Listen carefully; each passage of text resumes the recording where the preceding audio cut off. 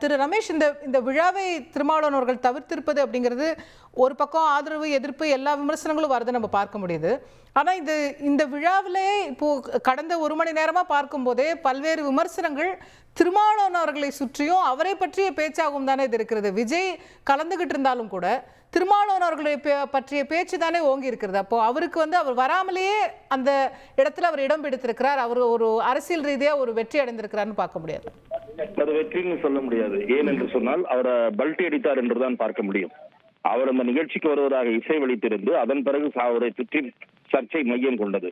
சர்ச்சை மையம் கொண்ட பிறகு அம்பேத்கர் பற்றிய நூல் வெளியீட்டு விழா அவர் ஆரம்பத்திலேயே என்ன செய்திருக்க வேண்டும், எடுத்தவுடன் அதை தவிர்த்திருந்தால் இன்றைக்கு அவர் இவ்வளவு குழப்பங்களுக்கும் சர்ச்சைகளுக்கும் அவர் பலவீனமான நிலைக்கு சார் நியாயமா சொல்லுங்க. அவர் ஒத்துக்கொண்டது முதலமைச்சர் வெளியிடுகிறார் அல்லது ராகுல் காந்தி. நான் சொல்ல வந்தேன். அப்போ நீங்க கெஸ்ட மாத்திட்டீங்க, நான் மாத்திக்கிட்டேங்கிறாரு. அப்படி என்று அவர் அறிக்கை ஏன் வெளியிடவில்லை? முதல்ல சொல்லிருக்காரு சார், அறிக்கை வெளியிடவில்லை. இன்னைக்கு காலையில வெளியிட்டு இருக்காரு. இதுக்கு முன்னாடியே சொல்லிருக்காரு. இந்த சர்ச்சை நீடித்த பிறகு ஒரு பத்திரிகையாளராக என்னிடம் கோட் கொடுத்திருக்கிறார் ஆளூர் ஷானவாஸ். எதனால் உங்கள் தலைவர் கலந்து கொள்ளவில்லை என்று கேட்டபோது திட்டமிடப்பட்டபடி இந்த நிகழ்ச்சி நடைபெறாமல் இது வேறு வகையில் வடிவமைக்கப்பட்ட பிறகு வேறு வடிவில் மாற்றப்படுகிற போது அதற்கு ஏதோ அரசியல் நோக்கம் இருக்குமோ என்று நாங்கள் பார்க்காமல் இருக்க முடியாது. இந்த கருத்துக்கள் எல்லாம் திரு திருமாவளவன் மூலம் வெளிப்பட்டிருக்க வேண்டும். ஆனால் திருமாவளவன் பூனைக்கும் காவல் பாலுக்கும் தோழன் என்பதை போல பாலுக்கும் காவல் பூனைக்கும் தோழன் என்பதை போல நடந்து கொண்டார். ஆகவே அவருக்கு ஒரு ஆக்சிடேஷன் இருந்தது விஜயோடு ஒரு சேனல். இல்ல சார், இன்னைக்கு அவர் கொடுத்திருக்கிற பேட்டியிலும் சரி அறிக்கையிலும் சரி ரொம்ப தெளிவா கூட்டணியில ஒரு சின்ன கொடுத்திருக்க வேண்டும் என்று நான் கேட்கிறேன். இது எப்போது வந்திருக்க வேண்டும் என்று நான் கேட்கிறேன்.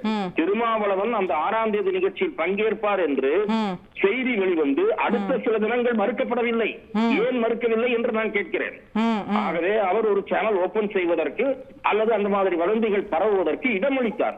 அது தெரிந்தேதான் இடமளித்தார். அதே போல நண்பர் கோலாகல சீனிவாஸ் இதிலே கேட்டது போல ஏன் நடவடிக்கை எடுக்கவில்லை?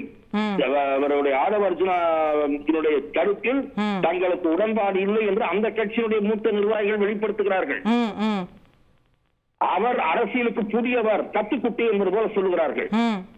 ஆகவேதான் அவர் அவசர குறுக்கித்தனமாக செய்தார் என்று என்பது போலெல்லாம் கருத்துக்கள் வெளிவந்தன. ஆகவே இதுல கடைசியில் என்ன மிஞ்சியது என்றால் விடுதலை சிறுத்தைகள் கட்சியின் மூலமும் திருமாவுக்கு நிர்பந்தம், திமுக வழியாகவும் நிர்பந்தம். ஆகவே திமுக இதை பற்றி கவலையே படல அப்படின்னு திமுக பிரதிநிதி இப்பதான் கொஞ்ச நேரத்துக்கு முன்னாடி நமக்கு சொன்னாங்க. நம்ம ஜனநாயகபூர்வமா நாங்க இருக்கோம், அவர் எதுல வேணா பங்கேற்கலாம், நாங்க ஒண்ணும் தடுக்கல. நீங்கள் கூறிய அந்த கருத்தை நானும் கேட்டேன். ஆனால் திமுக தரப்பு அதிருப்தி அடைந்திருக்கிறது என்ற செய்தி அவர்களுக்கு போய் சேர்ந்த பிறகுதான் அந்த முடிவு திரும்ப போவதில்லை என்ற முடிவு எடுக்கப்பட்டது.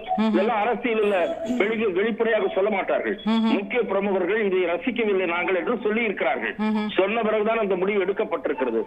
ஆகவே எந்த வகையில் பார்த்தாலும் நடந்த நிகழ்வுகள் போக்குகள் திரும்ப ஒரு சலனத்திற்கு ஆட்பட்டார் என்ற காட்டுவகைகள் தான் இருந்தது. கடைசியில் போகாமல் எடுத்த முடிவு திமுகவை ப்ளீஸ் செய்வதற்காக எடுத்த முடிவு இல்ல. அவருடைய அறிக்கையில அவர் திரும்ப திரும்ப சொல்கிறார், ஒருத்தர் அம்பேத்கர் நாங்க ஆண்டாண்டு காலமா அம்பேத்கர் பேசிட்டு இருக்கோம். இப்ப இன்னைக்கு ஒருத்தர் அம்பேத்கர் பேசுறாங்கன்னா உடனே திரும்ப அங்க போயிடுவார். அவர் ஆட்சியில பங்கு தராருங்கிறதுனால உடனே திரும்ப அங்க போயிடுவார். அப்படி எதிர்பார்ப்பது அப்படிங்கிறது எப்படி? அது ஒரு சிறுமைப்படுத்துறதா அவர் பார்க்க மாட்டாரு. இதெல்லாம் ஆஃப்டர் தாட். இல்ல, இந்த கேள்விகள் எல்லாம் அவர் பதிவு பண்ணி தான் அந்த அறிக்கையிலே வெளியிடுறாரு. இப்படி எல்லாம் யோசிக்கிறாங்க. நான் அடிப்படையில் எழுப்புகிற கேள்வி, அந்த அறிக்கை எப்போது வெளிவந்திருக்க வேண்டிய அறிக்கை என்று கேட்கிறேன். ஆகவே இது காலதாமதமாக ஆஃப்டர் தாட் என்று சொல்லு காலதாமதமாக ஏற்பட்ட சிந்தனை. இரண்டாவது, இருக்கிற கூட்டணியில் இடம் போய்விடக்கூடாது என்கிற கவலையும் அவர்களுக்கு தோன்றி இருக்கலாம். அதே மாதிரி விஜய் இப்போது அவரை சுற்றி பெரிய ஒரு மாய வலை பிம்பம் கட்டமைக்கப்படுகிறது. அதற்கு அவர் ஒர்த்தானவர் என்று நான் கருதவில்லை. அப்போ இல்ல, இப்போ அவர் ஒரு அம்பேத்கர் மேடையை தேர்ந்தெடுத்து இந்த விழால பங்கேற்கும் போது அவருக்கு அது ஒரு பொலிட்டிக்கல் மைலேஜ் தராதுன்றீங்களா? நிச்சயமாக அதை எதிர்பார்த்துதான் அவர் செய்கிறார். அவர் அது மேடையை பயன்படுத்திக் கொள்ளத்தான் செய்வார். அதுல ஒன்றும் மாற்று கருத்தே கிடையாது. இப்போது கடைசியில திருமாவளவன் மட்டுமல்ல, ஆதவ அர்ஜுனா குறித்தும் இப்போது என்ன வந்தது, வதந்திகள் முளைக்கத்தான் இது வழிவகுத்திருக்கிறது. அடுத்து விஜய் கட்சியை நோக்கி அவர் நகரப் போகிறாரா?